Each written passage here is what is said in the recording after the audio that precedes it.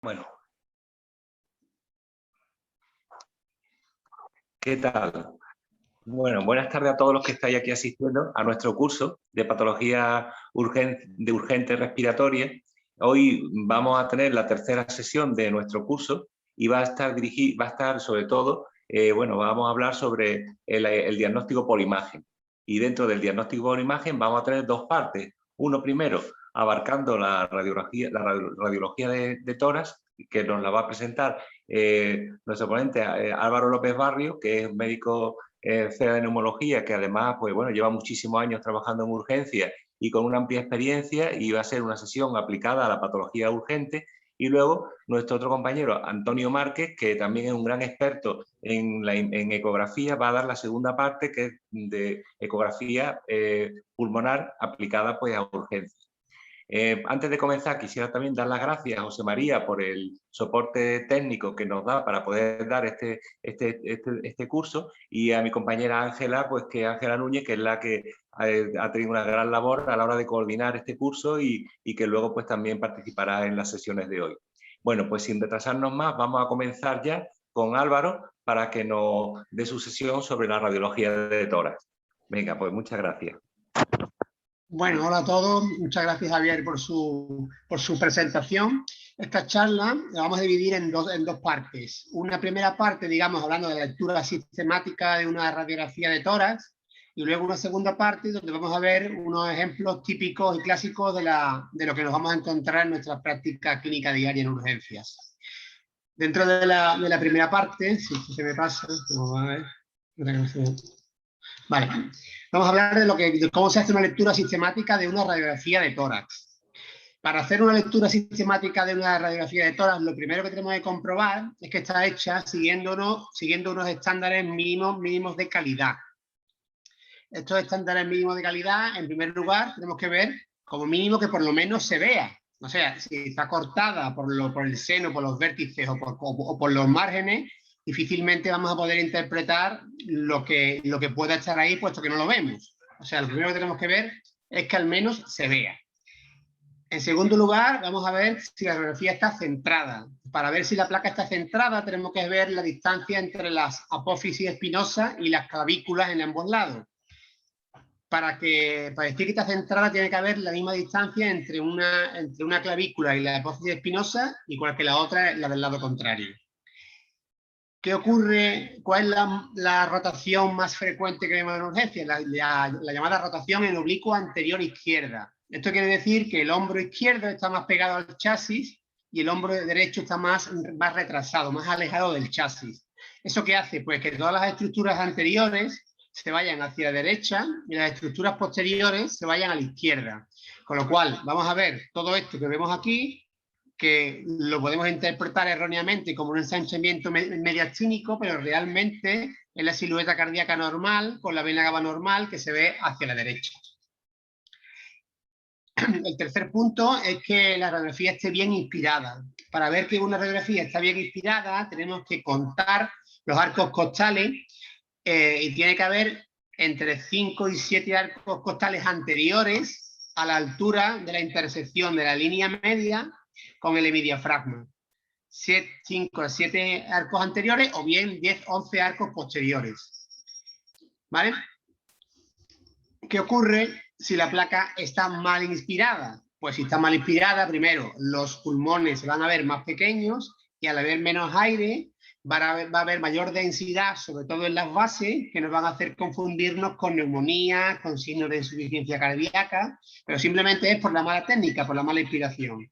Este es el mismo ejemplo. Vemos cómo está bien inspirada y lo que parecía que podía haber una condensación en las bases, vemos ahora que realmente no existía, sino que es una placa totalmente normal.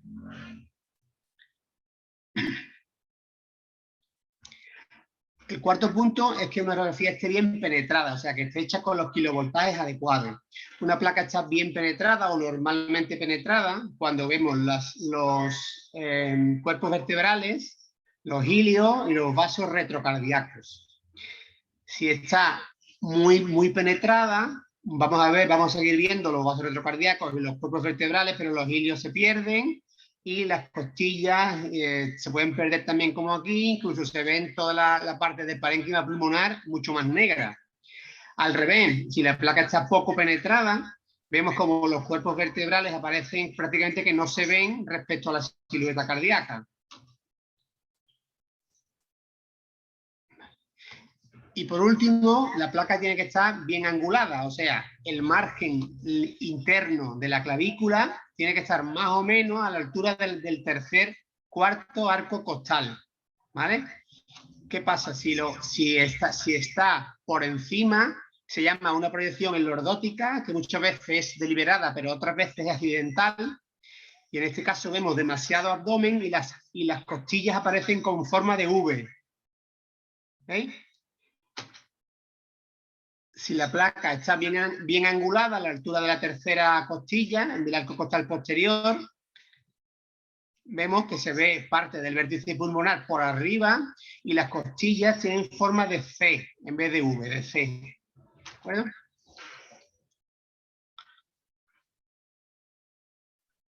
Bueno, hasta ahora los requisitos técnicos de calidad. En esta radiografía, lo que vemos todo es un elefante ahí en medio, ¿verdad? Con esta radiografía lo que os quiero decir es que si nos fijamos en los que nos llama la atención, se nos pueden pasar cosas como este nódulo pulmonar aquí arriba, este derrame pleural, estas lesiones líticas en la escápula derecha. Y con ello lo que os quiero decir es que para hacer una lectura sistemática de una radiografía de tórax hay que tener un patrón ordenado de búsqueda. Cada uno puede tener el patrón que quiera. Yo recomiendo este, que es el que viene en el libro de Felson, que lo veo bastante bueno, que es que empezamos por el abdomen, la pared torácica, el mediastino, el pulmón de forma unilateral y luego el pulmón de forma bilateral. Dentro del abdomen hay que fijarse en el hipocondrio derecho, la densidad hepática. También hay que fijarse en el hipocondrio izquierdo, en la cámara gástrica y en el ángulo esplénico del colon. Y en el hemidiafragma, y en los hemidiafragmas, el derecho suele estar más elevado que el izquierdo habitualmente. Y finalmente, en los senos costofrénicos, que tienen que ser agudos. En esta radiografía, por ejemplo, vemos los senos costofrénicos agudos, la densidad hepática, el hemidiafragma derecho y el izquierdo, normalmente el derecho un poquito más elevado. La cámara gástrica, que normalmente está a menos de 1 centímetro del hemidiafragma izquierdo, y el ángulo esplénico del colon.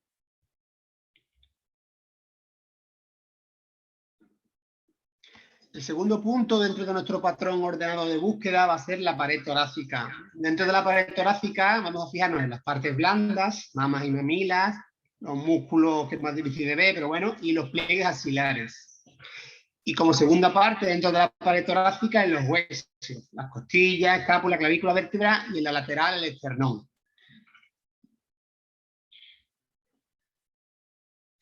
En esta radiografía vemos la parte ósea, donde vemos las vértebras, los cuerpos vertebrales, las clavículas, nos fijamos en la escápula y en los arcos costales. Estos son los anteriores, los que digamos que bajan hacia adentro. Y estos son los posteriores, que digamos son los que suben hacia adentro. O sea, este sería el arco posterior y este sería el arco anterior. Dentro de las partes blandas, lo fundamental es fijarnos en las mamas. Y también en las mamilas. Fijaros como aquí vemos dos nodulitos, que en realidad son las mamilas.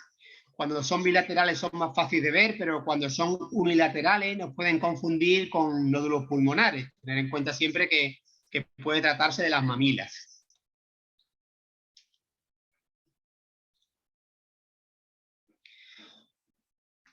Como tercer punto nos fijamos en el mediastino, que lo vamos a dividir en 3 partes: la tráquea y la carina, el corazón y la aorta y los hilios pulmonares. Dentro de la tráquea vamos a ver el luminograma de la tráquea con las paredes. Recordar que las paredes traqueales tienen que medir menos de 4 milímetros. Luego nos fijamos en los bronquios principales, en el bronquio principal izquierdo, que normalmente, aunque en este caso no, pero normalmente está más horizontal, y en el bronquio principal derecho, que está más verticalizado. Y luego en el ángulo que forma el bronquio principal derecho y el izquierdo, que es la carina. Este ángulo carinal, como lo veremos después, tiene que medir entre 50 y 90 grados, con una media de 70. ¿Vale? Cuando aumenta más de 90 grados, esto se puede ver a dos causas principales. El crecimiento de la aurícula izquierda, que es lo más frecuente, o adenopatías subcarinales. Dentro del corazón y los grandes vasos, vemos simplemente que el margen izquierdo está formado por el callado de la aorta, la arteria pulmonar, el ventrículo izquierdo, y en la parte derecha, la vena cava superior, la aurícula derecha. Se puede ver a veces el contorno de la aorta ascendente, a veces no, y la entrada de la vena cava superior. Esto es un esquema, un dibujo con todo lo que acabo de decir, del corazón y los grandes vasos, donde vemos la aorta, la arteria principal, ventrículo izquierdo, la orejuela izquierda, ventrículo derecho, aurícula derecha, la entrada de la vena cava inferior y la entrada de la vena cava superior.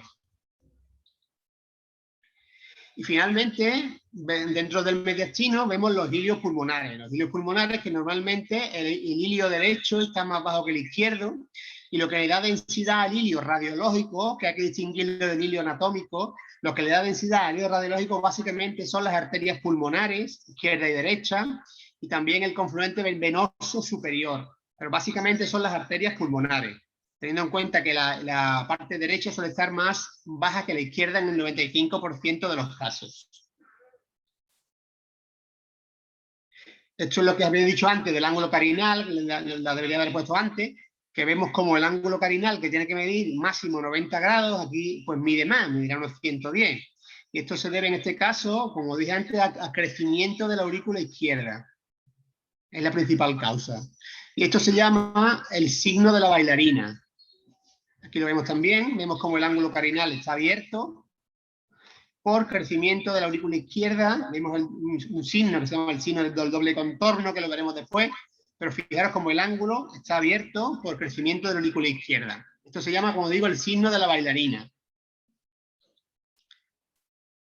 Y finalmente, dentro del patrón ordenado de búsqueda, nos fijamos en los pulmones, primero de forma unilateral, vemos un pulmón, luego vemos el otro, y luego comparamos una zona con la otra.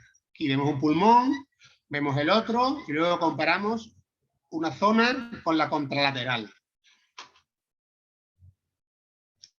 Empezamos con la segunda parte, que es más interesante. Todo lo que os acabo de decir, yo creo que es lo más importante, pero por el tiempo que tenemos no podemos pararnos con todas las radiografías para hacer una lectura sistemática, sino quedaros con que es muy importante hacerla siempre, y en los ejemplos vamos un poquito más al grano, digamos, ¿no?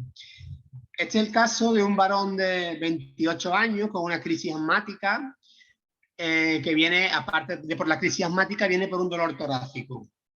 Entonces, como si hacemos una única vez la lectura sistemática, vemos los senos costofrénicos libres, vemos el ángulo esplénico del colon, los hemidiafragmas, el derecho más alto que el izquierdo. Nos fijamos luego en los huesos, clavículas, escápulas, costillas, arco anterior, arco posterior, y luego en el mediastino, en la tráquea, bronquios principales, silueta cardiomediastínica y los ilios. Finalmente, un pulmón entero, vemos el otro pulmón y luego comparamos un lado con el otro. En este caso, como vemos una línea aquí fina, adyacente al borde cardíaco izquierdo, que es la pleura que se despega por el neumomediastino. Este paciente tenía un neumomediastino. Otro signo, eso se llama el signo de la pleura visible. Otro signo clásico de neumomediastino es el signo del hemidiafragma continuo. Vemos como el hemidiafragma parece que se continúa con esta línea negra, que no es más que aire que se mete en el mediastino, aparte de la pleura que se despega, ¿veis? Y el enfisema subcutáneo que vemos aquí. Signos del neumomediastino. Este ejemplo es una condensación que ocupa gran parte del pulmón derecho, donde vemos que hay múltiples cavidades en su interior. Si vemos en la lateral, vemos que vemos múltiples cavidades en su interior, que corresponde a una neumonía necrotizante. Las neumonías necrotizantes pueden estar causadas por muchos gérmenes, esto lo sabéis todos, se pueden cavitar el estafilococo, la Klebsiella, Legionella, anaerobio, micobacterias, etc. Este es otro ejemplo de neumonía necrotizante, donde vemos como la característica fundamental es que hay múltiples cavidades de paredes gruesas e irregulares. Si lo comparamos con esta otra, esta es la lateral, donde vemos las cavidades aquí y la condensación. Y si lo comparamos con esta, este es un acceso de pulmón, que realmente es un tema de nomenclatura porque los gérmenes son los mismos. El acceso de pulmón se llama cuando hay una única cavidad, en vez de haber múltiples cavidades como en la neumonía necrotizante, y suele haber un nivel hidroaéreo, una cavidad única con un nivel hidroaéreo, lo conocemos como acceso de pulmón. Pero los gérmenes son los mismos que he dicho antes, anaerobios, etc. Este caso es un caso de acceso por estreptococo. Esta radiografía es muy característica, os voy a poner siempre placas muy características. Esta radiografía es muy característica porque vemos sombras anulares de paredes más o menos finas, universales, bilaterales, de predominio central, algunas que están rellenas de moco. Esta es una placa súper característica de fibrosis quística. Son bronquiectasias cilíndricas o quísticas también. Depende cómo se coja el corte.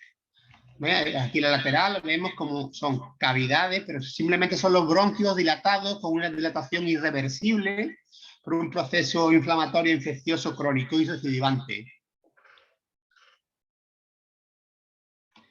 Esta placa la vi yo, es un paciente, el paciente lo vi yo, es un paciente indigente que llegó con febrícula y deterioro del estado general. Vemos cómo presenta varias cavidades en el lóbulo superior izquierdo y luego vemos múltiples infiltrados alveolares bilaterales, parcheados. Esta placa es súper característica de tuberculosis pulmonar postprimaria con diseminación broncógena.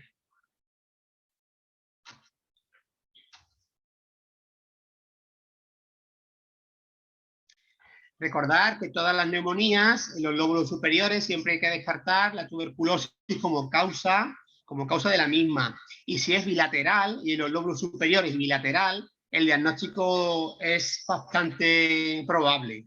En este caso vemos un patrón alveolar parcheado, bilateral, de predominio, bueno, primero no, que está en lóbulos superiores, secundaria una tuberculosis postprimaria. En este caso vemos una oligoemia en la parte superior bilateral, con paredes finas por destrucción del parénquima pulmonar e incluso comprime el parénquima pulmonar adyacente. Aquí vemos la destrucción del parénquima por las paredes finas y esta placa es muy característica del enfisema bulloso bilateral. Aparte vemos otros signos de atrapamiento aéreo como el aumento del espacio retroesternal, aparte de la oligoemia, o sea, el pulmón se ve más negro, el aumento del espacio antero-posterior del tórax, lo que se llama el tórax en tonel, y el descenso y aplanamiento de los hemidiafragmas.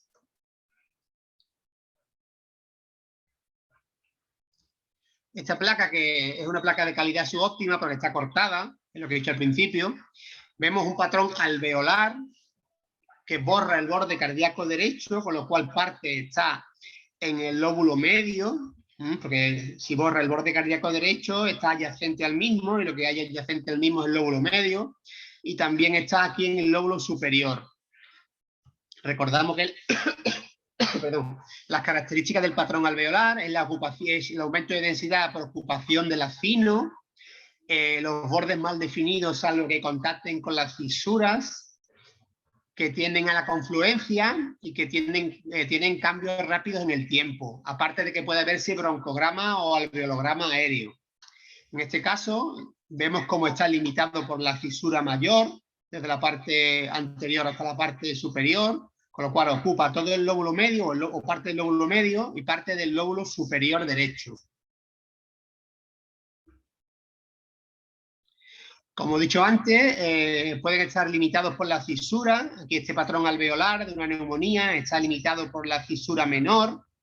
Por tanto, al estar limitado por la fisura menor, se llama el signo de la fisura y eso nos sirve para identificar para localizar la lesión. como la fisura menor está delante, porque separa el lóbulo superior del lóbulo medio, al estar delante la fisura menor, si algo contacta con la fisura menor, tiene que estar también por fuerza delante, con lo cual esta lesión estaría en el segmento anterior del lóbulo superior.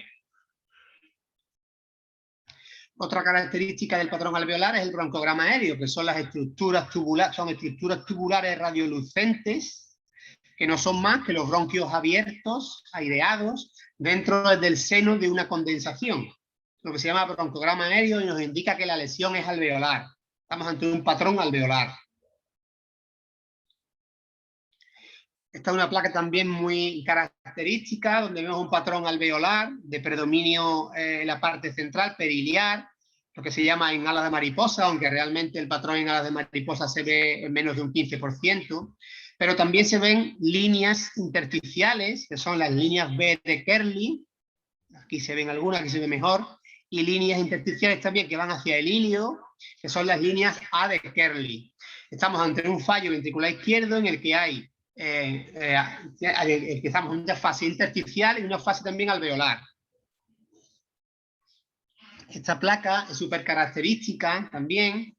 Aquí vemos una opacidad del pulmón izquierdo. Vemos que el pulmón, primero, que el pulmón izquierdo es más pequeño. Luego hay un aumento de densidad de todo el pulmón izquierdo. Y hay una retracción de la tráquea hacia el lado ipsilateral y el hemidiafragma izquierdo, que normalmente está más bajo que el derecho, aquí está elevado, ¿vale? O sea, tenemos un pulmón más pequeño, el hemidiafragma izquierdo más elevado y la retracción de la tráquea hacia el lado derecho. Aparte, vemos como aquí hay un aumento de densidad correspondiente a una masa y aquí hay una lengüeta de aire negra. Esto es una atelectasia del lóbulo superior izquierdo y todo lo que vemos aquí negro es el lóbulo inferior izquierdo que se hiperinsufla para ocupar el espacio que deja el lóbulo superior colapsado. Esta lengüeta de aire que se ve aquí es súper característica y se llama el signo de Lux-Sichel. Se escribe Lux-Sichel y creo que se pronuncia Lux-Sichel. Esta es la radiografía. Aquí vemos la masa, vemos la opacidad, la tráquea, cómo se retrae hacia la parte ipsilateral, y a la lateral vemos como la fisura mayor, que está aquí, que debería estar aquí, vemos cómo se retrae hacia adelante, y todo esto que vemos aquí es el lóbulo inferior izquierdo, que se hiperinsufla y ocupa la parte del lóbulo superior colapsada. O sea, todo esto de aquí arriba es el lóbulo inferior izquierdo, que se hiperinsufla. Esta placa también en esta época, en esta fecha que nos toca vivir, es muy característica, es un patrón alveolar, parcheado, bilateral, periférico, por una neumonía por COVID, por SARS-CoV-2. Vemos el patrón alveolar, parcheado, bilateral, neumonía por COVID. Esta placa, como todas, son muy características. Vemos un pulmón blanco, con la característica que la tráquea está traccionada ipsilateral. Y aquí podemos ver un stop bronquial.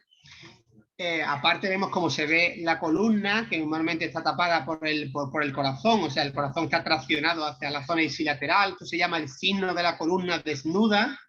Y es característica de una atelectasia completa del pulmón izquierdo. En comparación, vemos a esta, que también se ve un pulmón blanco, pero sin embargo aquí en la tráquea y los bronquios principales y la silueta cardiomediastínica está traccionada hacia el lado contralateral. Fijaros que este es el bronquio principal izquierdo, totalmente vertical, y está situado en el emitórax derecho. Esto es un derrame pleural masivo con que comprime el mediastino hacia el lado contralateral. Otra opción que tenemos de pulmón blanco es esta, donde vemos el broncograma aéreo que hemos dicho antes, con lo cual este pulmón blanco está causado por una neumonía, una condensación. Vemos como el mediastino en este caso está centrado.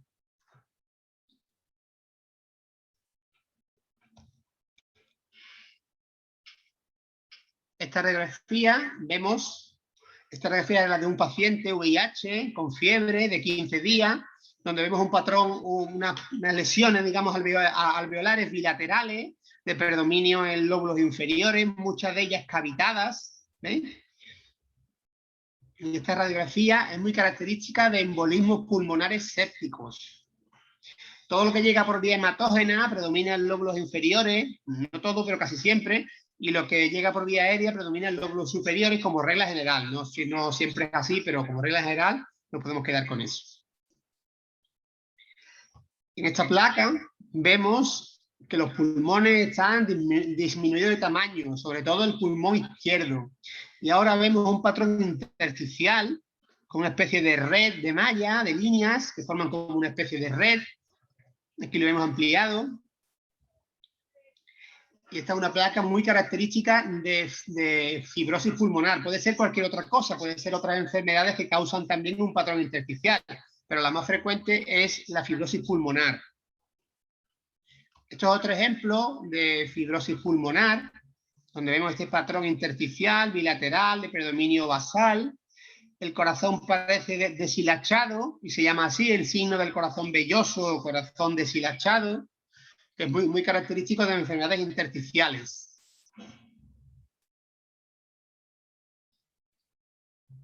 Aquí lo hemos ampliado. Y este es otro patrón intersticial, pero en vez de ser reticular, es micronodular. Vemos cómo está formado por pequeños nodulitos de menos de, no sé si 1 milímetro, de menos de 1 o 2 milímetros como mucho, bilaterales, que no respetan ninguna zona, quizás los vértices están un poco más respetados. Esto puede ser pues, varias cosas, pero lo más frecuente, dentro de lo poco frecuente, es la tuberculosis miliar. Una placa muy característica de tuberculosis miliar. Puede ser una neumonía por varicela, puede ser una neumonitis por hipersensibilidad, pero en este caso lo más frecuente es una tuberculosis miliar. Y esta también es una placa súper clara y súper característica, que vemos un patrón nodular, donde los nódulos miden en este caso más de 2 centímetros. Normalmente suelen predominar en lóbulos inferiores porque llegan por vía hematógena, y es unas metástasis de carcinoma testicular. Esto se llama el signo de la suelta de globo. En este caso es una radiografía similar, en el que vemos lesiones bilaterales, nodulares, unas más grandes que las otras porque llegan en diferentes momentos de predominio en lóbulos inferiores. Y si hacemos una lectura sistemática, vemos que le falta la mama izquierda. En este caso era un carcinoma de mama con metástasis pulmonares.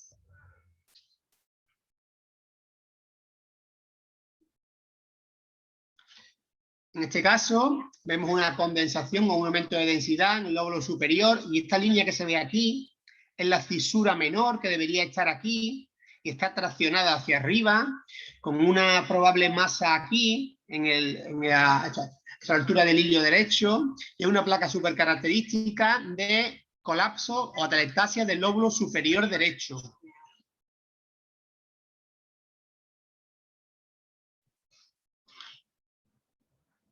Se ve un poco peor lateral. Bueno, esta placa es de un ensanchamiento mediastínico. El ensanchamiento mediastínico, esto es por una masa en el mediastino anterior, que ya sabemos que puede ser por un bocio endotorácico, que no es el caso, timoma, teratoma, o como es el caso de un linfoma. En la placa lateral vemos que está ocupada la parte del espacio retroexternal, que siempre tiene que estar libre por esta lesión, el linfoma. Esta placa también es muy característica, vemos un ensanchamiento mediastínico, pero vemos un aumento en la zona paratraqueal derecha y un aumento bilateral de ambos ilios simétrico. Esto es lo que se llama la triada de Garland, o el signo del 1, 2, 3, y es muy característica de sarcoidosis estadio 1. Las adenopatías en el mediastino medio pueden ser también por metástasis de carcinoma broncopulmonar, de carcinomas de otro origen, de linfomas, pero en este caso era por una sarcoidosis, signo de triada de Garland 1, 2, 3. En esta radiografía, que aparentemente no se ve gran cosa, vemos como en la parte superior hay una imagen equilineal un poco incierta. Si vemos la lateral, que no os he dicho antes, pero que la lateral siempre hay que pedirla sistemáticamente, vemos como hay un aumento de densidad en la zona retrotraqueal.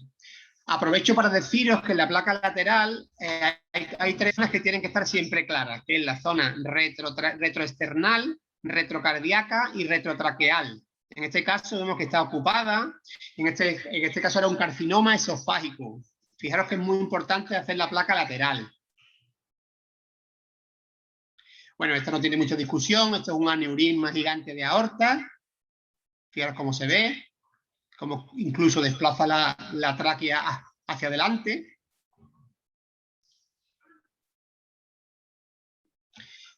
Esto es una lesión que parece como una masa, está a la altura de la cisura menor, porque se trata de líquido encapsulado en la cisura, un tumor fantasma. Se trata, veis que está a la altura de la cisura menor y con diuréticos al 5.º día quedó así. Se llama tumor fantasma o pseudotumor. Y es por líquido encapsulado en la fisura. Esta placa es un derrame pleural, pero vemos como la morfología del derrame es muy vertical, porque está lleno de fibrina y se encapsula y se forma, es típico de los empiemas. Derrame pleural encapsulado en la pleura por un empiema.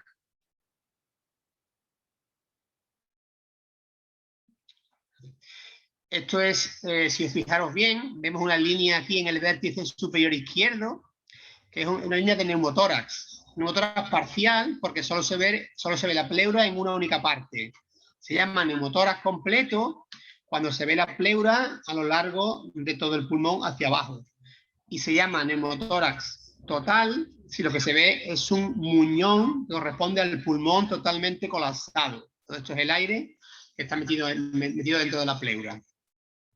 Y finalmente, cuando comprime el mediastino hacia el lado contralateral, se llama neumotórax a tensión, que es una auténtica emergencia médica, o quirúrgica en este caso, voy a poner un tubo. Se desplaza la tráquea, el borde cardíaco y el diafragma se desplaza o se invierte. Esto es un hidroneumotórax, vemos el pulmón colapsado, vemos el pulmón colapsado y aquí una línea de líquido formando un hidroneumotórax.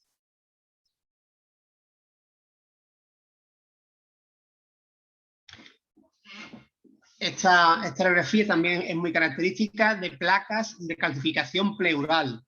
Esta morfología se llama, recuerda a la hoja de acebo, y se llama así, el signo de la hoja de acebo. Es muy característica de la exposición a asbesto. Normalmente son bilaterales y a veces en la pleura diafragmática. Aquí vemos un engrosamiento de la pleura con lo que puede ser derrame, masa, no sabemos, y una placa súper característica de mesotelioma pleural.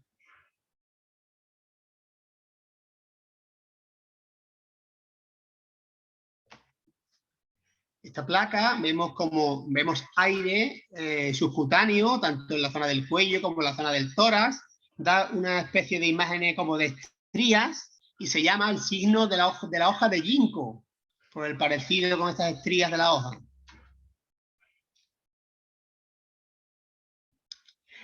Esta placa es más complicada, es menos frecuente, pero por si acaso la veis alguna vez, vemos que tiene un patrón alveolar muy periférico, parcheado, multifocal, periaxilar, respetando la zona central, y es muy característica de una neumonía eosinófila crónica. Se suele ver en mujeres de mediana edad, con disnea de larga evolución y con eosinofilia en sangre periférica.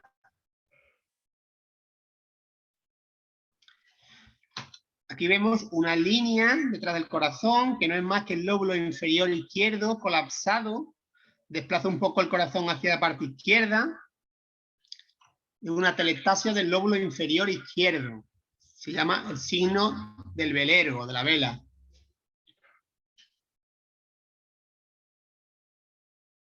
Bueno, esto es muy sencillo, es un neumoperitoneo, vemos aire debajo del diafragma, se llama el signo de las alas de gaviota, y no hay que confundir con esta radiografía, donde vemos aire también aquí, pero este es parte de las asas del colon que se interponen delante del hígado. Esto es un paciente asintomático, es una variante de la normalidad y se llama, es un síndrome de Chilaiditi. Además de algún P4. Aquí vemos, aparentemente nos puede pasar desapercibida, pero si hacemos una lectura sistemática, cuando vemos la silueta cardíaca, vemos como hay una imagen de aumento de densidad retrocardíaca, que consistía en una masa por un adenocarcinoma de pulmón.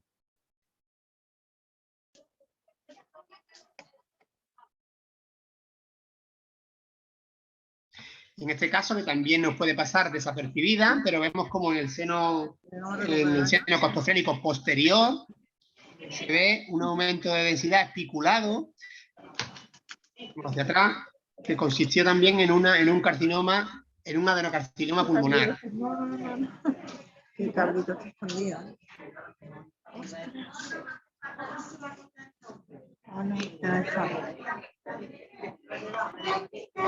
Nos quedan ya muy pocas, nos quedan 3 o 4. Este es un niño de 15 años con fiebre de 15 días de evolución y dolor torácico. Vemos como aparentemente parece un acceso, pero vemos como la línea no es una línea recta, sino una línea ondulada. En este caso, eso se llama el signo del camalote y es muy característico del quiste hidratídico, cuando tiene comunicación con la vía aérea y se llena de aire, claro. Estas son las membranas del parásito flotando, se llama el signo del camalote y es muy característico del quiste hidratídico. Bueno, esto lo voy a pasar, me quedo con esta. Aquí vemos una masa en el mediastino posterior con un nivel hidroaéreo que no es más que una hernia de hiato. ¿De acuerdo? No hay ninguna masa infecciosa, un acceso, una hernia de hiato.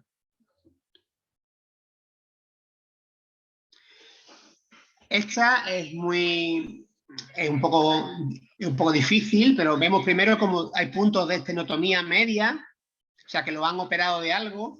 Si nos fijamos bien, hay una zona de mayor densidad tubular aquí abajo, y hay un derrame pleural y una masa que parece que borra o que destruye el arco costal posterior, quinto arco costal posterior. Es un paciente que había sido operado de forma, bueno, no resolutiva, claro, de un carcinoma esofágico, tenía puesto un stent, derrame pleural neoclásico y una metástasis en la costilla izquierda, derecha, en el arco posterior de la quinta costilla derecha.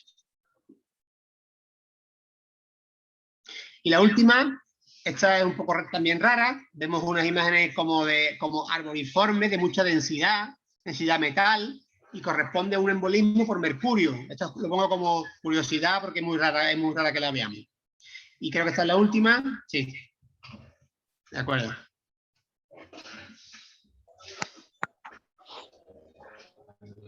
Pues muchas gracias. A ver.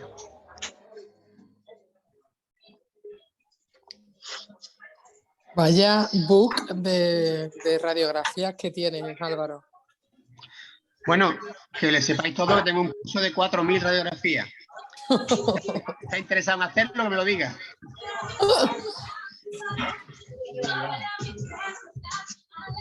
Estupendo. Pues yo creo que podemos dar paso. ¿Alguien tiene alguna pregunta o quiere comentarle algo a Álvaro López Barrio?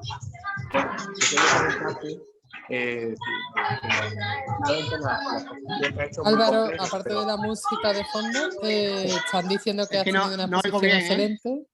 No oigo muy bien, a ver. Sí, Perdón. Dime.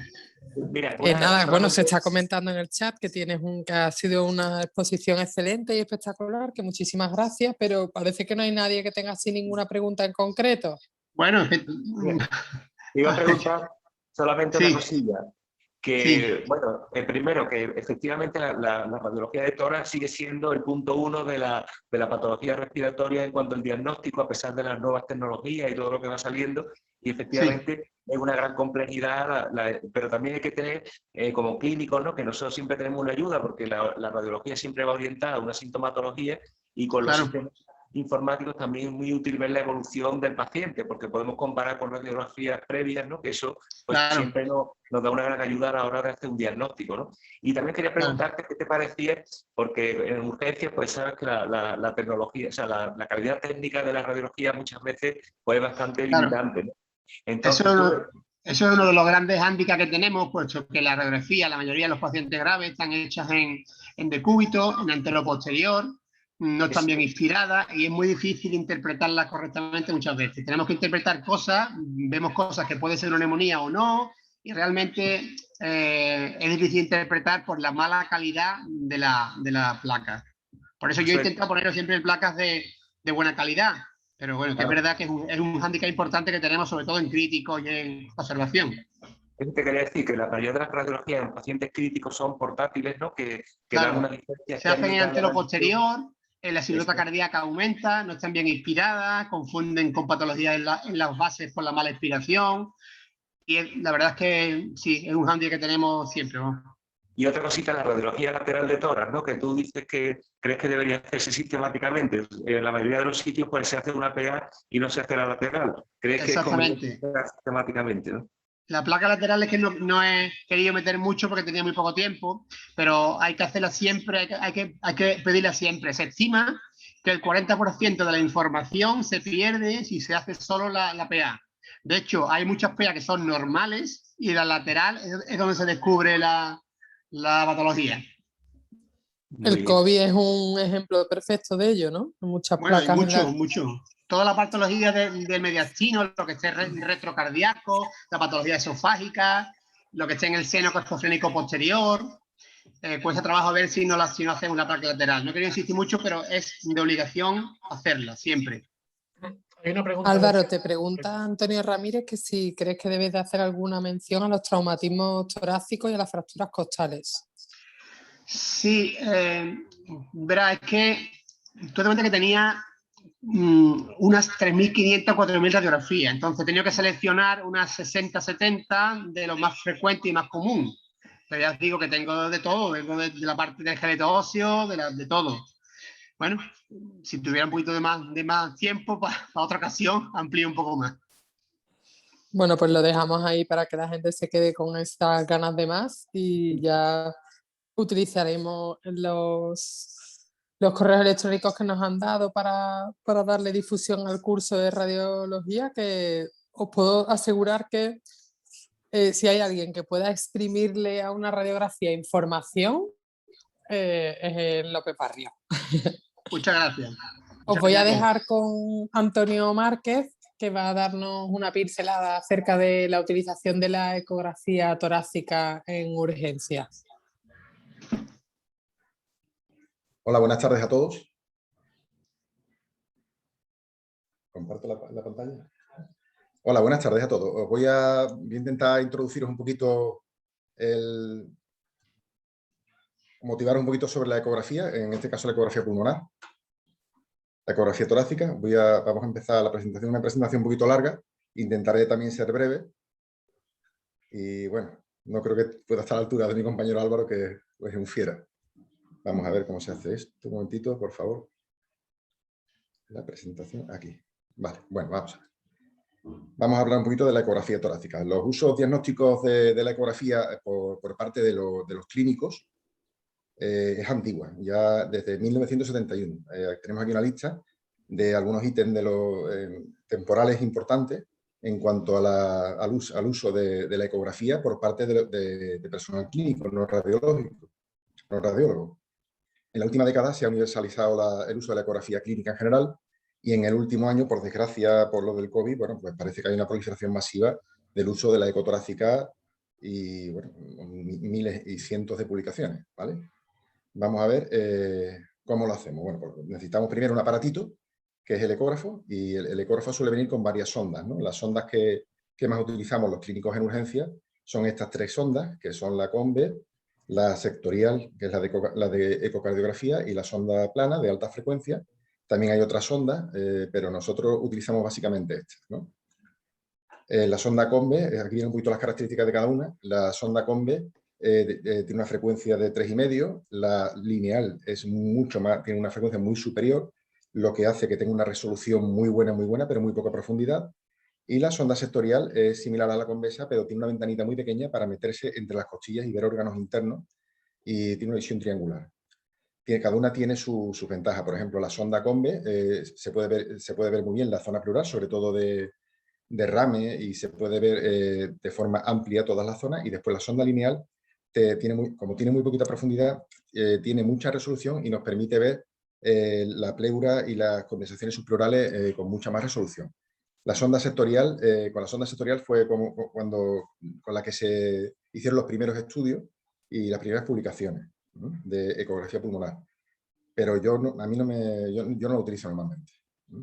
Bueno, tenemos dos modos básicos de crear imagen por el ecógrafo. El modo B, el modo bidimensional, que es un modo cuadro-cuadro, y vemos la imagen como real, ¿no?, como si estuviéramos asomándonos a través de la sonda.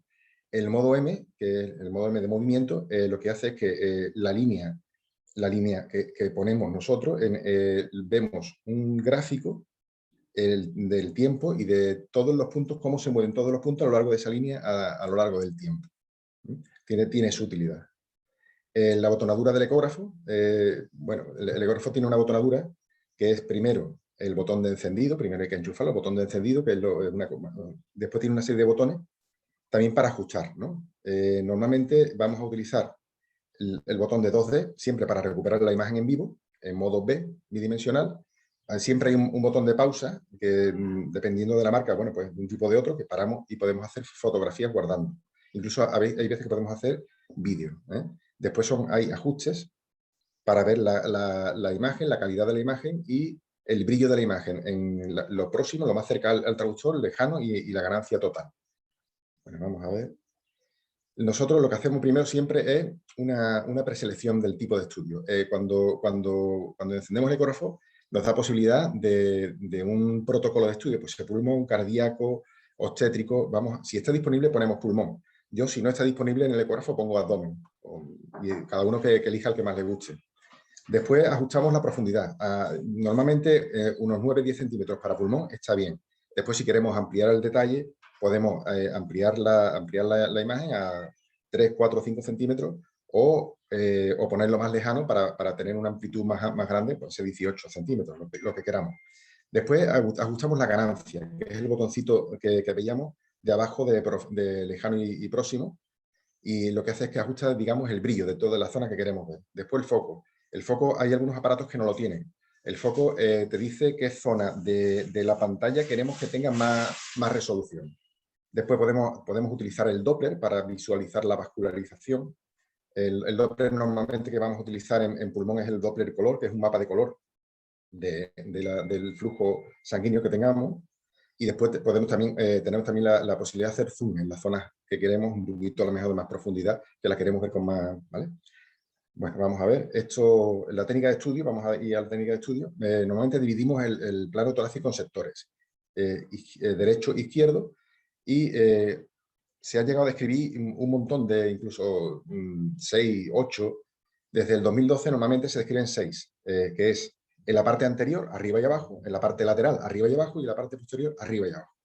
Y le ponen un nombre arbitrario, pero bueno, sabiendo qué cuadrante es o describiendo el cuadrante, con eso nos aviamos y nos entendemos dónde se ha capturado la imagen.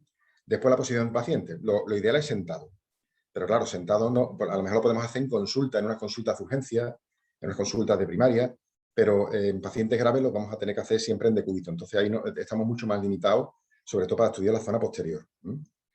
¿Qué es lo que vemos? Bueno, pues vamos a ver. El sentido del transductor, el transductor lo tenemos que poner perpendicular a las costillas. Normalmente lo vamos a poner perpendicular a las costillas y ya después vamos a utilizar otro movimiento. Pero perpendicular a las costillas vamos a ver esta imagen. Esto está ajustado a 9,2 centímetros de profundidad. Vemos una imagen que es una sombra negra y otra sombra negra. Hay dos sombras negras con una línea hiperecogénica. Hiperecogénica significa blanca. Lo blanco se dice hiperecogénico, que tiene mucho eco. Eso es la imagen típica del murciélago. Las sombras son las costillas y la imagen hiperecogénica es la pleura. Pone aquí. Después hay más cositas, como por ejemplo las líneas A, que son paralelas a la pleura y que son reverberaciones de la señal acústica. Vamos a ver. Esto es el modo M. En el modo M lo que vemos es, nos tenemos que meter la línea del modo M, tiene que estar metida entre las costillas, si no, no vamos a ver nada. Y ahí vemos el desplazamiento pleural. Lo que vemos al principio de la imagen, que es como si fuera el agua, que es como un código de barra, y después lo que hay inferior es la arena. La arena es, desde que comienza la arena, Eso es porque la pleura se mueve con los movimientos respiratorios y al moverse produce un desplazamiento. Y el desplazamiento se ve hacia abajo porque todo es aire y no se va a ver nada más que la reverberación del ruido de la pleura. La orientación del transductor. Podemos poner el transductor en forma paralela cuando queremos localizar con más detalle algo. Por ejemplo, ver una pleura y ver cómo se mueve la pleura en concreto. Entonces, orientamos el transductor y lo ponemos paralelo a las costillas. Y ahí vemos la pleura en forma hiperecogénica. También podemos hacer cortes oblicuos si queremos ampliar la visión de la pleura. Bueno, los consejos que yo doy esto es un poquito lo que son los protocolos de estudio y ahora pasaremos a ver más cosas. Los consejos que yo doy. Comenzar el estudio con la sonda Combe, que es la sonda abdominal, la sonda curva, con una profundidad grande de 9, 11, y eso nos va a ayudar a localizar mejor todas las estructuras. ¿Vale? La profundidad en función de la constitución del paciente, si es muy gordo, por lo mejor tenemos que poner 12 o 15. Y si es delgadito, a lo mejor nos podemos conformar incluso con 6, ¿no? Yo aconsejo iniciar en los planos anteriores de estudio, en la parte anterior del tórax, en la zona más craneal, e ir hacia abajo. Y en los planos posteriores, ir desde abajo localizando el diafragma y los senos costodiafragmáticos y de ahí ir hacia arriba. Y ahora pueden ser útiles los cortes oblicuos para ampliar la línea pleural, que os he comentado antes. Y si disminuimos la profundidad, podemos ver con más detalle la pleura, sobre todo a la hora de intentar valorar si hay nemotora, por el deslizamiento o no de la pleura. Incluso en estos casos puede ser útil la sonda lineal, que da mucha más resolución. Vamos a ver los elementos patológicos habituales que se describen, que son las líneas A. Las líneas A es una reverberación de los ecos de la pleura. Eso lo que hace es que el sonido rebota en la pleura. Al rebotar en la pleura es captado, parte de ese sonido es captado por la sonda, pero hay parte que rebota en la sonda, y al rebotar en la sonda vuelve otra vez ese sonido rebotado hasta la pleura. Y entonces al rebotar en la pleura vuelve otra vez a la sonda. ¿Qué ocurre? Pues que ese sonido que ha rebotado 2 veces, el ecógrafo interpreta que está al doble de distancia de la pleura. Entonces aparecen las líneas. Eso es normal, normalmente es normal. Las líneas B siempre son patológicas cuando hay un número abundante de ellas. De forma aislada pueden ser normales. Las líneas B se llaman también colas de cometa. Deben empezar en la línea pleural y acabar al final de la pantalla. Y son líneas hiperecogénicas. Son líneas como fogonazos más blancos, más claros. Si son menos de 5 por espacio costal pueden ser normales, sobre todo en campos inferiores. Y son de 2 tipos normalmente. Se llaman B3 y B7. B3 porque son menos anchitas y las B7 son bastante más anchas. Cuando son las B3 son de 3 milímetros y confluyen. Muchas veces incluso se puede ver en una pantalla cuando son típicas de los síndromes alveolares, por ocupación del espacio. Cuando el síndrome alveolar es muy severo, se puede ver incluso la pantalla blanca, que significa que tenemos todas las líneas juntas. Las B7, que son más gruesas, suelen tener una distancia más o menos fija entre ellas, no suelen ser confluyentes y suelen ser típicas de ocupación de espacios intersticiales, los síndromes intersticiales, sobre todo en la fibrosis pulmonar y también en las neumonías intersticiales puras. Aquí podemos ver la línea B3, hay poquitas, no son muchas, pero si contáis hay más de 5. Esto es típico de un síndrome alveolar, como en un fallo ventricular izquierdo, insuficiencia cardíaca. Las vemos otra vez. Estas son las... no dispongo de vídeo de las líneas B3, solamente os he tenido que poner una foto. Y esto es lo típico, lo característico de las B7, de la fibrosis pulmonares. Si observáis, veis que son más gruesas las líneas, lo que pasa es que no se ven en movimiento, pero si se vieran en movimiento se ve que no confluyen, que están casi en el mismo sitio siempre.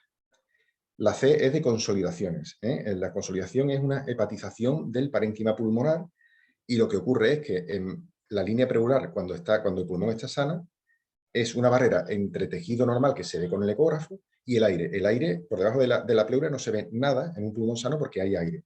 Cuando se ve algo, significa que ha perdido el aire y que está consolidado. Y además hay una característica que cuando se ve en modo B, en modo real, veis que todas las estructuras se desplazan al mismo tiempo, o sea que forma un patrón, tiene un patrón fijo. Incluso puede haber broncograma aéreo. Broncograma aéreo son las zonas más hiperecogénicas, con más brillo que hay dentro. Eso es por culpa del aire que se ve de esa forma. Hay veces que se puede ver incluso cuando hay una condensación, se ve el flujo sanguíneo. El problema del flujo sanguíneo con el Doppler color es que el paciente respira, el paciente tose y toda esa transmisión de vibraciones incluso hablando, hace que tenga muy poca resolución el Doppler y es muy difícil verlo. Tienes un equipo muy bueno y unas condiciones óptimas, ideales, de que el paciente prácticamente no respire o respire un suavito. Es complicado, es complicado. Signos pleurales. Los signos pleurales son el deslizamiento pleural o signos de la orilla de la playa en el modo M. El signo de deslizamiento pleural o sliding, también que lo llaman en inglés, es esto, verás. Se desplaza y hay como un montón de hormiguitas que se ven, vamos a ponerlo otra vez, en la línea blanca. La línea blanca se ve como que está titilando. Eso es por el deslizamiento de la pleura visceral sobre la pleura parietal. Y por debajo se ve pulmón, en este caso en líneas B. ¿Vale? Y ahora, el derrame. El derrame pleural es donde comienza la línea pleural, ahí vemos una colección. Con la sonda Combe se ve mucho mejor. En esta imagen tenemos en la parte más superior, la línea hiperecogénica es la línea pleural, y por debajo se ve el diafragma. Y entre la línea pleural y el diafragma vemos que está ocupado por un espacio negro, totalmente negro, que es líquido. Eso se llama anecogénico. Y es líquido. Ahí lo podemos ver un poquito. ¿Veis? Y lo que se ve dentro del espacio negro, del triángulo negro, en la parte de más a la izquierda de la pantalla, es el vértice del pulmón colapsado, inhalando, que a veces se ve como una lengua y lo llaman también signo de la lengua. Vamos a verlo otra vez. Lo que pasa es que aquí no se ve demasiado bien. Muy bien. Esto es cómo se ve en modo M. En modo M se llama signo del sinusoide. Aquí lo he cogido, pero con muy poquita cantidad de líquido pleural. Entonces, sinusoide porque la pleura, ¿veis? Cómo hace una especie de ondulación y deja una especie de mancha negra anecogénica que si tuviera más cantidad de líquido se vería mucho mejor. Y eso se llama signo del sinusoide. Y es como se ve un derrame pleural en modo M. También hay otro que es el signo del plancton. El signo del plancton es el que cuando hay un derrame pleural totalmente anecogénico, eso es sugestivo de trasudado. Y cuando hay contenido dentro de ese derrame pleural, y es así como con cositas dentro, eso significa que puede haber un exudado o un empiema. Vamos a ver el siguiente. Esto es un derrame pleural ya tabicado. Cuando tenemos un derrame pleural recidivante en pacientes neoplasios, sacamos una vez, otra vez, y al final no conseguimos sacar es porque está tabicado. Pues la tabicación se ve así en la ecografía. Se ven los septos fibrosos. Esto es el neumotórax. En un neumotórax vemos, vamos a ver, ¿veis la imagen? Qué curiosa. Tenemos la orilla, el mar arriba, y abajo tendría que verse la arena de la playa, y no se ve la arena de la playa, sino que se continúa y parece que sigue siendo el mar. Esto se llama el signo de código de barra, y es típico del neumotórax. Y esto ocurre porque, como vemos en el modo M, vamos a fijarnos en el modo M que está a la derecha de la pantalla, vemos que la línea pleural no se desplaza en nada, no titila. No titila porque la pleura visceral no está pegada a la pleura parietal. Y como no está pegada, no está deslizándose, pierde el deslizamiento. Eso significa que está separada. Y es un signo de neumotórax. También se llama signo de la estratosfera, en modo M. Vale, ahora tenemos un signo del neumotórax, que este signo se considera patognomónico, que es el signo del punto pulmón. El signo del punto pulmón, si vamos a verlo, es muy sencillo, una imagen vale más que 1000 palabras. Fijaros en el modo B, en el modo bidimensional, en la derecha. Vemos cómo ahí aparece un movimiento en la pleura, en la parte justo pegado a la sombra costal, que no llega a la mitad de la otra sombra costal. La mitad derecha de la pleura no se mueve y la otra mitad sí que vemos ahí que se está metiendo como otra parte. Eso es la pleura donde termina el neumotórax y la pleura visceral se está pegando a la pleura parietal. Y en modo B, en modo M, se ve la orilla de la playa unas veces y otra se ve el código de barra. ¿Lo veis? Código de barra ahora mismo y código de barra y orilla. Código de barra y orilla. Se ve alternado. Eso es el signo del punto pulmón. Eso sería, cuando se encuentra eso es patognomónico de neumotórax. Bueno, tenemos uso diagnóstico y terapéutico, ¿no? Para la ecografía. Los usos diagnósticos principales, hay un montón de usos diagnósticos. Ya hemos visto que sirve para ver condensaciones, para ver patología pleural, derrame, neumotórax. Hay una serie de protocolos. El primero que se describió fue el protocolo Bru. hace mucho tiempo ya para diagnóstico de insuficiencia respiratoria. También está el protocolo FAL para el manejo de paciente crítico de la fluidoterapia, el protocolo FAS y el EFAS, que es para el trauma grave. El FAS no utiliza el pulmonar, pero después se desarrolló el FAS extendido, y el extendido ya se atreve con el pulmón. Y ya protocolos mucho más nuevos, que son para ver el shock, el shock y paradas cardíacas. Vamos a ver, los usos terapéuticos principales son la toracocentesis y el drenaje pleural.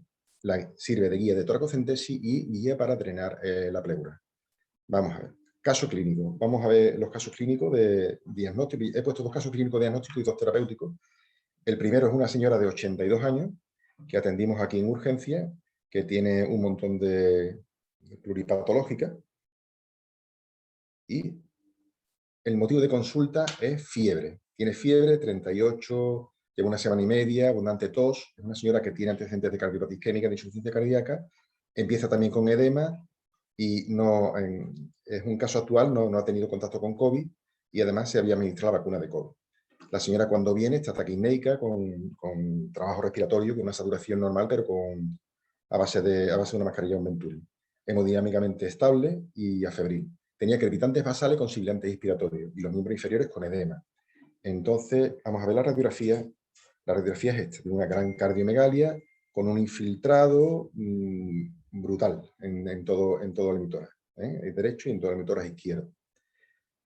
Ingresamos en observación, sospecha de infección respiratoria con diagnóstico diferencial de insuficiencia cardíaca descompensada. Está pendiente de una PCR que tenemos después toda la analítica. Tenía una mínima leucocitosis, tenía unos dímeros elevados y la antigenuria fue negativa. La PCR fue negativa también, no detectaba, y tenía una taquicardia sinusal con un bloqueo de rama izquierda ya conocido.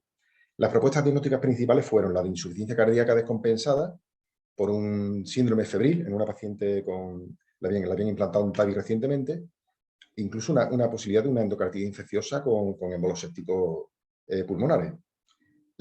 Se le hace una ecocardioscopia y no hay datos de endocarditis. Entonces, para aclarar un poco el tema, se le hace una ecografía pulmonar a pie de cama. Y esta es la ecografía pulmonar. Esta es con la sonda convex a 15 centímetros para tener una visión panorámica de la paciente. Ahí lo que vemos entre las 2 costillas es una condensación, es una C. Vemos broncograma aéreo, que son los puntitos blancos, y vemos una estructura que se mueve al unísono a medida que la paciente respira. Eso significa que hay una hepatización, tiene una estructura. Esto es en la ventana lateral inferior y superior izquierdas. Vamos a verlo más cerca, un poquito más cerca, mayor amplitud. Hemos subido a 9,2, fijaos lo bien que se ve. Pues toda esta zona es hepatización. La zona ya inferior, que ya se pierde, ya es zona de parénquima pulmonar sano. Ya está mucho más aireada y ya no permite el paso del ultrasonido y ya se ve más sano. Pero fijaos la condensación que se ve ahí. Y ahora, si nos vamos a anterosuperior izquierda, también vemos otra condensación. Fijaos la condensación en la parte izquierda. Lo que se ve en la derecha es una víscera, es el corazón latiendo. Pero fijaos que en la parte superior, que es la parte izquierda superior, se ve claramente que tiene una condensación. Muy bien. Aquí tenemos otro. Esto es en la parte inferior, donde está el diafragma, y estamos viendo que aquí hay un mínimo derrame pleural, y estamos viendo que ahí sí que no hay condensación. Se mete el diafragma y se mete la base del pulmón y ahí no hay condensación. ¿Qué hallazgos hemos visto? Bueno, hemos visto una condensación por encima de la fisura con broncograma aéreo y ruptura de la línea pleural a dicho nivel. Y en profundidad, el patrón aéreo normal pulmonar.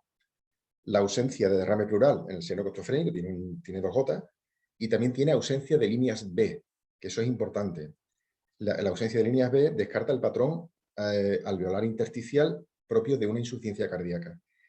La ecografía se hizo unas 48 horas ya después de estar tratada. Probablemente la radiografía era igual.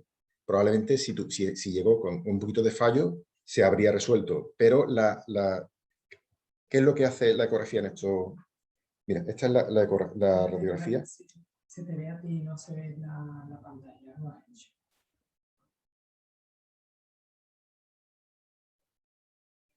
¿Y ahora? Que se ve Antonio, ¿no? Veis todos Antonio, ¿no? Espera, voy a dejar esto. No, se ve bien, se ve bien. Se ve bien, se ve ¿Se ve bien. bien? Ahora no. Ya. Ha salido. Ahora. Ahora. Ahora, ¿se ve? Sí. Sí. Vale, seguimos.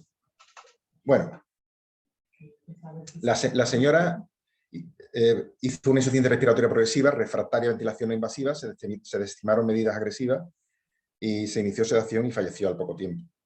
Las dudas iniciales acerca de la causa de los infiltrados y de la insuficiencia respiratoria sí que se hubiera resuelto rápidamente haciendo una ecografía pulmonar sobre la marcha, si hubiéramos tenido disponibilidad. La ausencia de líneas B, de derrame pleural y la presencia de condensaciones nos inclina hacia el diagnóstico de neumonía. Vamos a ver el caso número 2, también de diagnóstico. Es un varón de 55 años. Disculpe un momento. ¿Se ve una línea? Eso no se ve. No, Vale. no sé. Es un varón de 55 años que tiene un linfoma tratado con quimioterapia, radioterapia y después un tumor de vaina de nervio periférico maligno.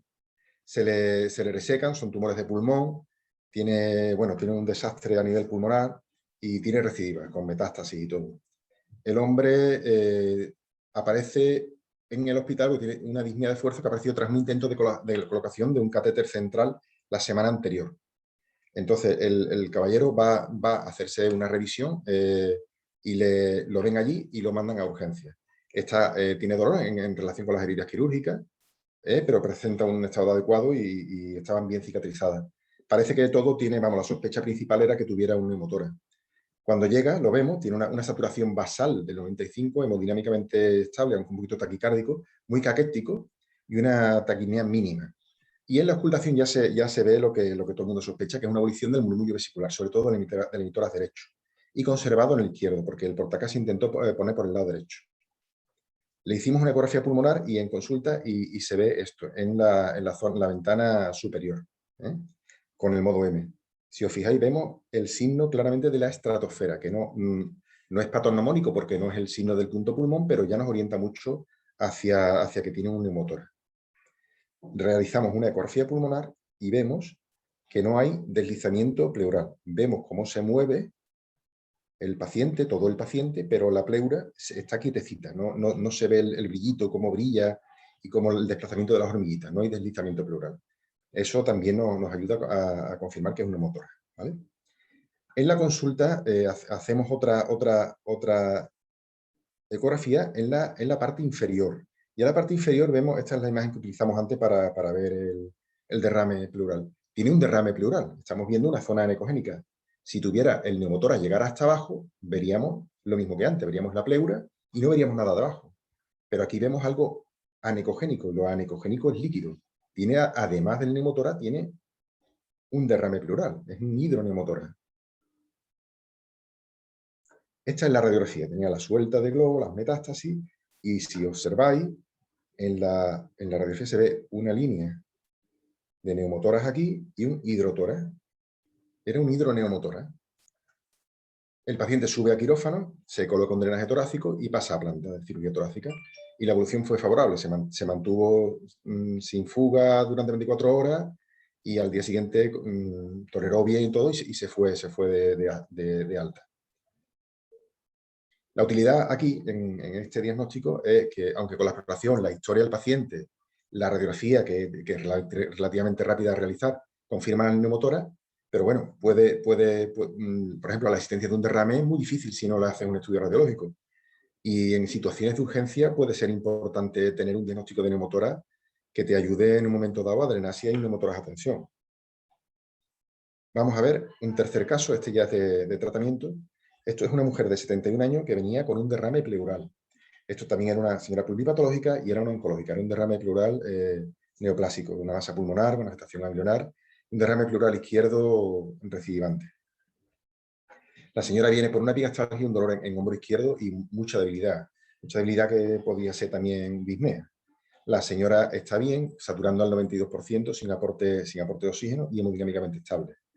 Los tonos eran rítmicos y tenía una disminución del murmullo vesicular en el emitor izquierdo, muy sugestivo de que fuera un derrame pleural. El resto más o menos no estaba mal. Se le hace su analítica, con sus plaquetas en rango, su coagulación normal.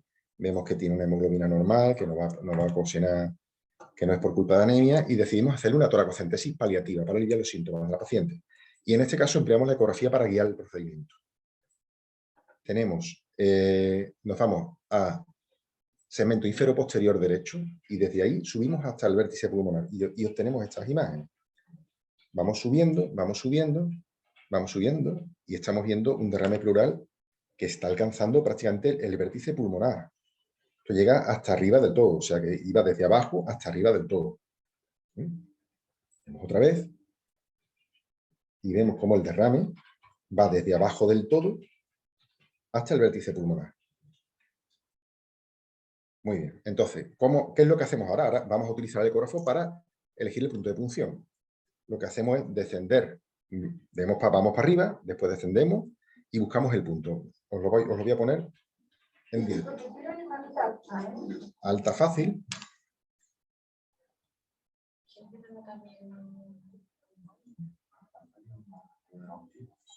Esta es la obtención de la imagen que hemos visto antes. Con eso hemos ido hacia arriba.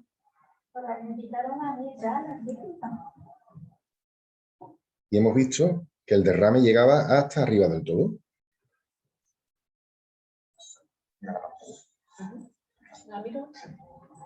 Y el derrame alcanza casi el vértice. Permitora izquierdo.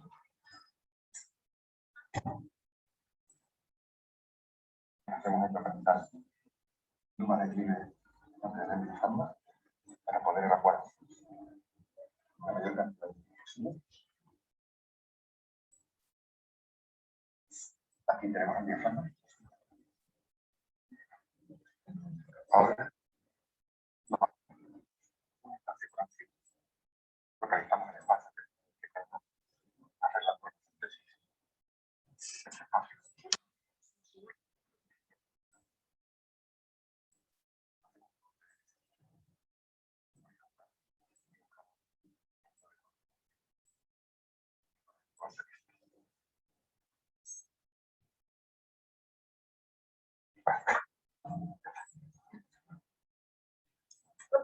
Muy bien, hemos elegido el punto de punción. Esto es el mismo vídeo que hemos visto ahí.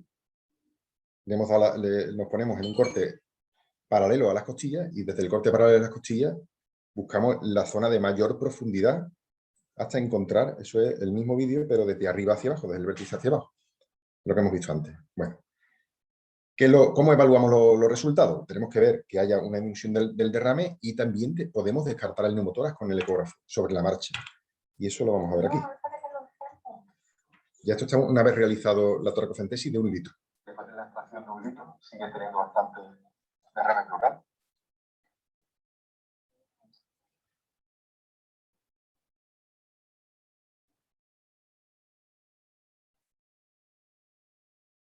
En campos superiores que llegaban hasta el derrame pleural, ya no llega al derrame pleural.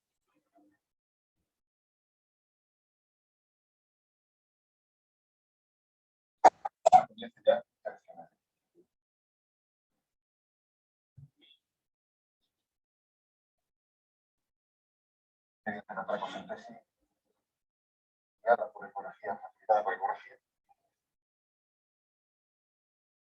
aumentamos la seguridad del procedimiento y también nos sirve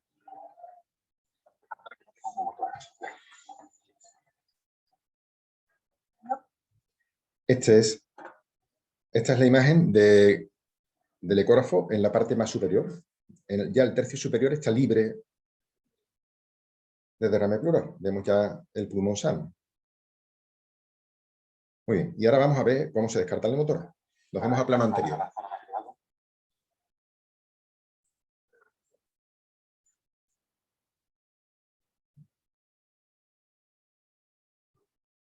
Y en la pantalla del ecógrafo vemos claramente donde comienza de nuevo el derrame y el deslizamiento pleural por encima, descartando por tanto la exposición pleural después del corte.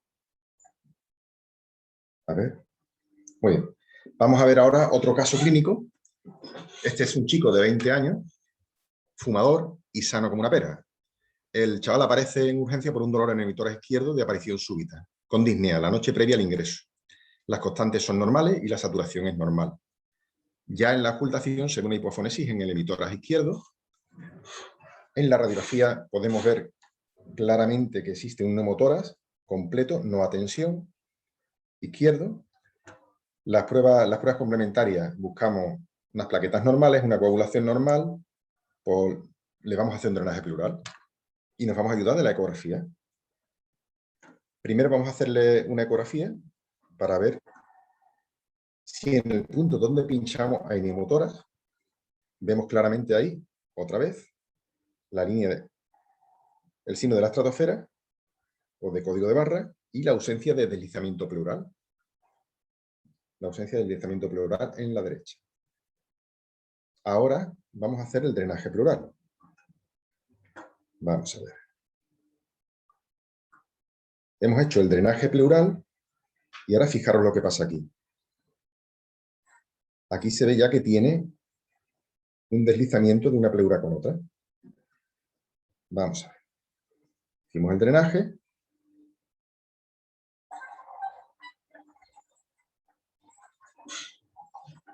Una vez colocado el drenaje, podemos comprobar que hay adecuado un deslizamiento pleural casi en el vértice pulmonar, utilizando una sonda lineal desde el vértice pulmonar de la axila.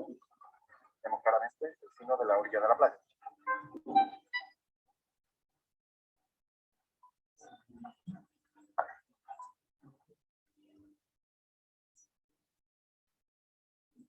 A ver. Y ya está. Ya con eso hemos finalizado. Muchas gracias.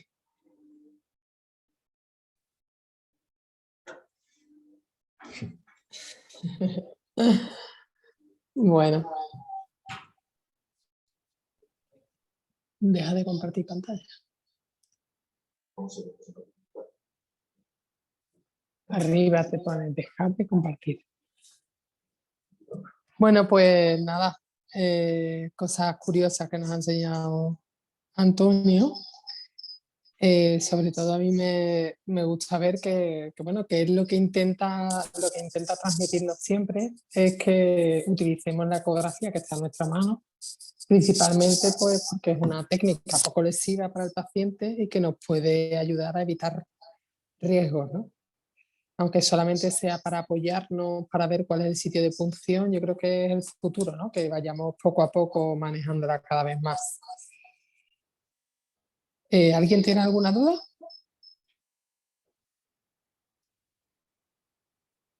Muchas gracias por todo en el chat, Antonio.